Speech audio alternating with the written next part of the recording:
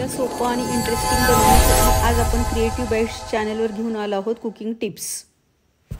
टोमॅटोची पेस्ट जास्त दिवस टिकवण्यासाठी तिला डीप फ्रीजरमध्ये ठेवावे। कोथिंबीर आणि पुदिना चटणी करताना त्यात लिंबू रस टाकल्याने तिचा रंग आणि सुगंध चांगला राहतो। सफरचंद कापल्यानंतर ते काळे पडू नये म्हणून त्याला लिंबू रस लावून ठेवावा। सफरचंद दीर्घकाळ टवटवीत राहते। कांदा कापताना डोळ्यातून पाणी येऊ नये म्हणून कांदा अर्धा कापा आणि पाण्यात 10 मिनिटे भिजवून ठेवा। कापताना डोळ्यातून पाणी येत नाही।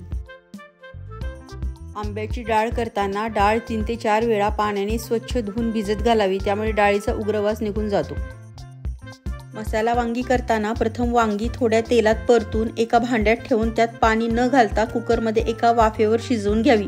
शिजवल्यावर वांगी चिरून मसाला भरून तेलात परतून घ्यावी, म्हणजे वांगी चवदार लागतात। कोणत्याही प्रकारची रसदार भाजी करताना त्यात थोडा मावा किसून किंवा भाजून घातल्यास भाजी चविष्ट होते व भाजीचा रस्सा दाटसर होतो। साधी शेव किंवा लसूण शेव करताना खुसखुशीत व्हावी म्हणून डाळीच्या पिठात थोडेसे साबुदाण्याचे पीठ घालावे। मुगाची खिचडी करताना मुगाची डाळ वापरण्याऐवजी जर मोड आलेले सबंध मूग वापरले तर खिचडी अतिशय चविष्ट होऊन तिची पौष्टिकता वाढते। रताळी किसून वाळवावी व नंतर जेव्हा उपयोग करायचा तेव्हा मिक्सरमधून काढून त्यात दाण्याचं कूट, हिरवी मिरची, मीठ, जिरे वाटून घालून त्याचा गोळा करावा व नंतर उपवासाचे थालीपीठ करावे। मोड आलेल्या मटकीला वास येत असेल तर मीठ चोळून धुतल्यास वास निघून जातो।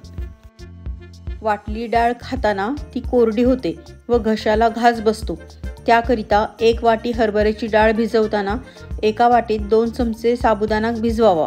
डाळ वाटून फोडणीत टाकताना बरोबर भिजवलेला साबुदाणा टाकावा व दूध ताकाचा शिपका द्यावा, म्हणजे डाळ मऊ होते। ढोकळा करताना आयत्या वेळी हळद घातली तर ढोकळा लाल होतो। हे टाळण्यासाठी आदल्या दिवशी पीठ भिजवताना हळद घालावी व आयत्या वेळी सोडा घालून ढोकळा केला तर तो लाल होत नाही। उडदाच्या डाळीचा उडीदवडा करण्यापेक्षा उडदाच्या डाळी भिजवताना त्यात थोडे तांदूळ, हरभरा डाळ, मुगाची डाळ घालावी।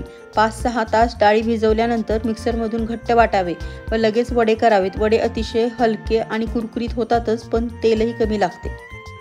सँडविच करताना ब्रेडच्या कडा सुरीने न कापता कात्रीने कापावेत, म्हणजे कडा पातळ होतात आणि कमी वाया जातात। कापलेल्या कडा उन्हात वाळवून मिक्सरमधून काढल्या तर कटलेटसाठी चुरा वापरता येतो।